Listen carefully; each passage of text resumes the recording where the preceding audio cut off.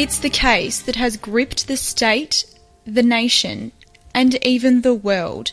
A little boy, barely 3 years old, vanished from his grandmother's yard in a small country town in broad daylight without a trace.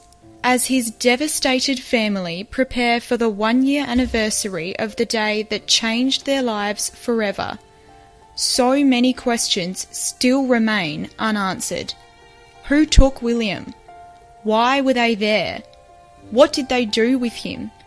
Is he still alive? And the most baffling question of all, how did they manage to do it without being seen by a single witness? We just don't have our boy. We have no idea where he is. We don't know who's got him. Just give him back. Do the right thing. Give him back. Take him to a church. Drop Take him him to off. a police station. Take him to a school. Give him to someone. Bring him back. 1 year on from the abduction that turned a trusting, close-knit community into one afraid to let children play unsupervised, the people of Benaroon Drive reflect on the day that changed everything. A town once unheard of by many is now widely known for hosting one of the state's most baffling child abduction cases. The small village of Kendall is on the New South Wales mid-north coast, about 3 kilometres west of Kew and halfway between Taree and the popular tourist destination of Port Macquarie.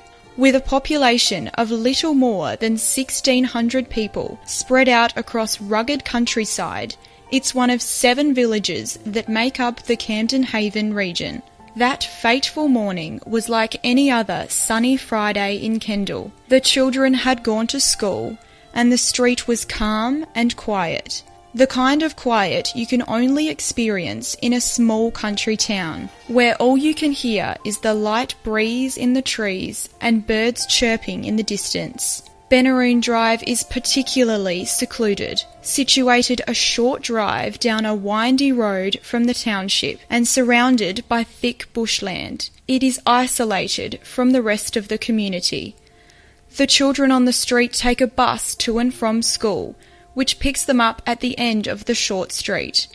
The residents of the dead-end road rarely see any unfamiliar cars and take notice when they do. On that day, only the sound of a lawnmower could be heard from down the street as a neighbour trimmed the grass in front of his house. According to neighbours, it was a set of perfect circumstances that led to someone entering the street and snatching William in broad daylight without being seen by a single witness. The next-door neighbours who had gone into town for the morning, the local mum who abandoned her daily jog down Benaroon Drive, the mother across the road quietly reading on her couch, and neighbour Marion Dalton, who had coffee with her daughter on her veranda at 10 a.m. every morning, except that day. My daughter lives round the corner in Combine Street, and she comes round here and we sit on this veranda as we are now, having a cup of coffee, and nearly every morning in the sunshine, just to get a bit of sunshine for a couple of hours. That morning, she phoned me and said she decided to go to my son's place. So we weren't out here. So we saw nothing. That was the one day we weren't sitting here. Of course it's on her mind every day, of course it is. It's changed the whole village. I've got grandchildren. I can't allow them to go anywhere without me keeping my eye. Well, I don't anyway, but they would have been allowed to sort of go along the bike and down and round, but I can't now, because you don't know what's happened to William.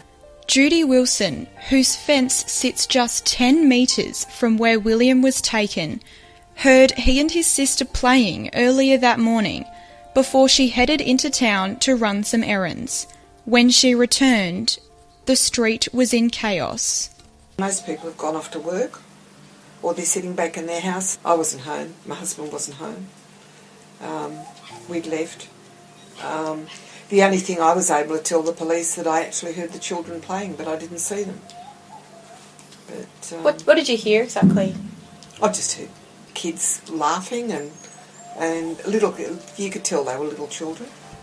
We went over the same sort of thing. It's a dead-end street. I said I don't think it was an opportunistic grab of someone happened to be here, because we don't get strangers wandering around. Another Benaroon Drive resident, Ladine Hislop, who lives further down the street, had been grocery shopping and returned home minutes before William vanished. She saw nothing out of the ordinary when she drove into the street and pulled into her driveway. But sometime in the next few minutes, William was taken. She believes she was unloading groceries through her back door when the abductor took William sometime after 10:30, just metres away from her home where her youngest child was inside. I was home with my 3-year-old little girl. I drove in the street at about 10:30, coming back from doing shopping. Unpacked groceries, sat exactly where I'm sitting. I do bookwork for physical culture. And there was a knock on the door at about 11:30, and it was Anne-Marie up the road and William's mother. I didn't see anyone, and I drove in at 10:30.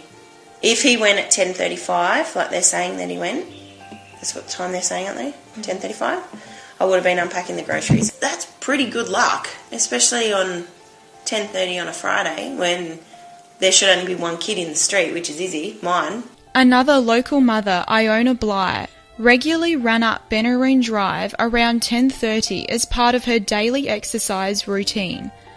But on that day, she decided at the last minute she had just enough time to drive to a popular mountain track in the township instead, before meeting friends for coffee at a local cafe. I used to run that area, so I'd drop my kids at school and I'd come and I'd run down here and then up Batar Creek, down Batar Creek Road and up Benaroon Drive. And I was actually going to run it that morning. The only reason, and I was meeting friends for coffee at Miss Nellie's, and the only reason I didn't do the route, and usually I do it twice, so I run for a good, 10 Ks. And then sort of I'll come back up and, redo it and stuff. The only reason I didn't is I actually dropped my son at school 5 minutes early. I looked at my clock and went, it's 8:25. I've got enough time to get into town, run the local mountain in town and get back out here. Had I been 8:30, I wouldn't have had time. So I kicked myself. I just think, God, that one bloody day I may have been. And I've done it a couple of times since. Like, it took me a while to go back to running it. Obviously, like a bit of guilt sitting there and stuff.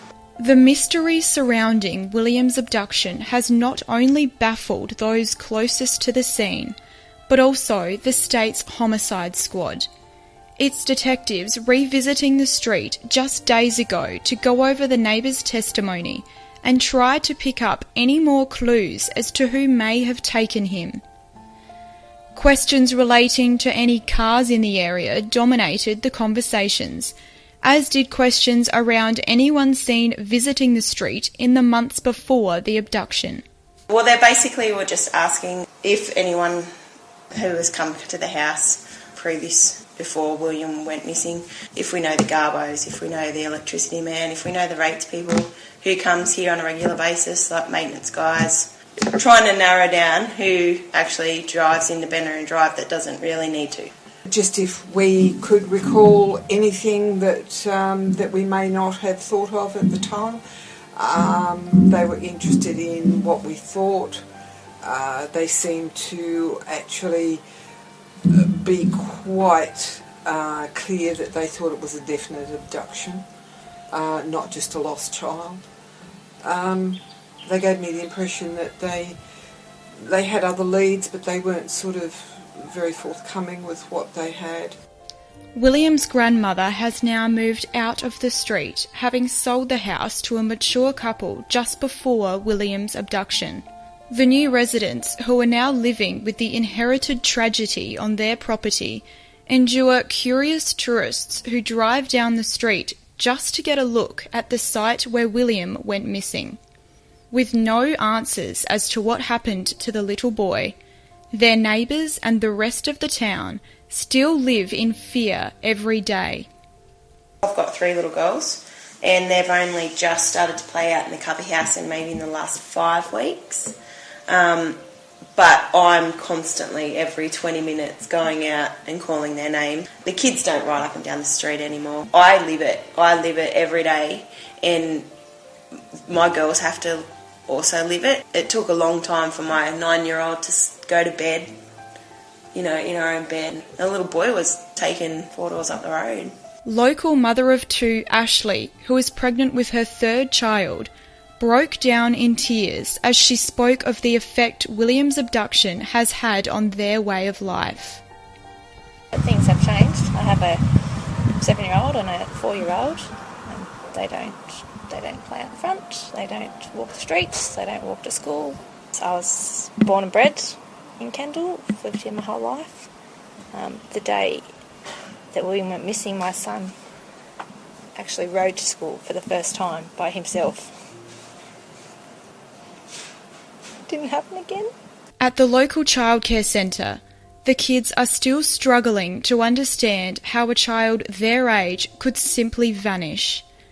They worry if he's being fed the food he likes, if he's warm at night, if he had a birthday party, and questioning why he hasn't yet been found.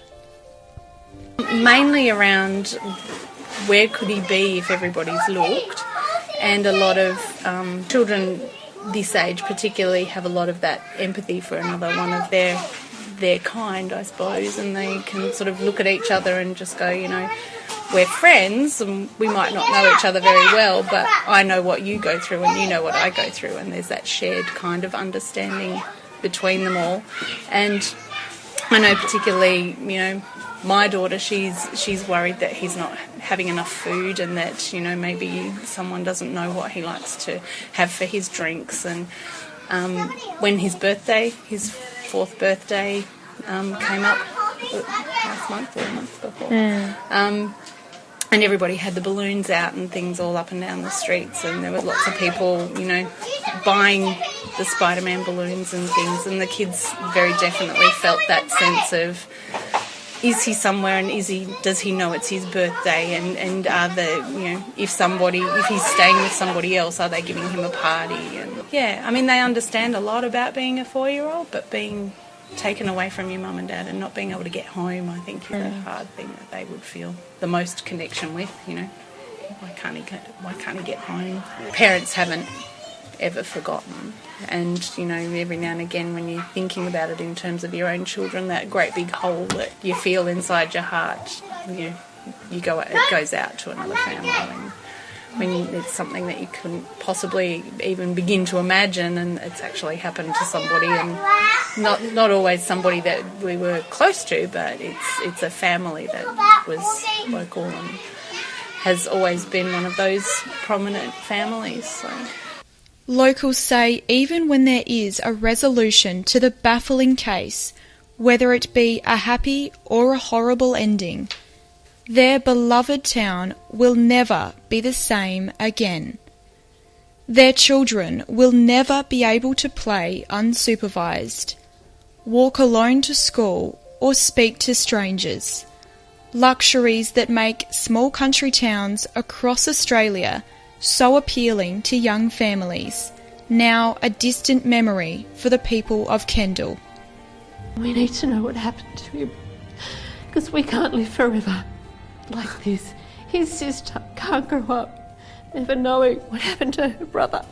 Experience our interview with William's distraught parents as they struggle to cope with the upcoming anniversary of their William's disappearance.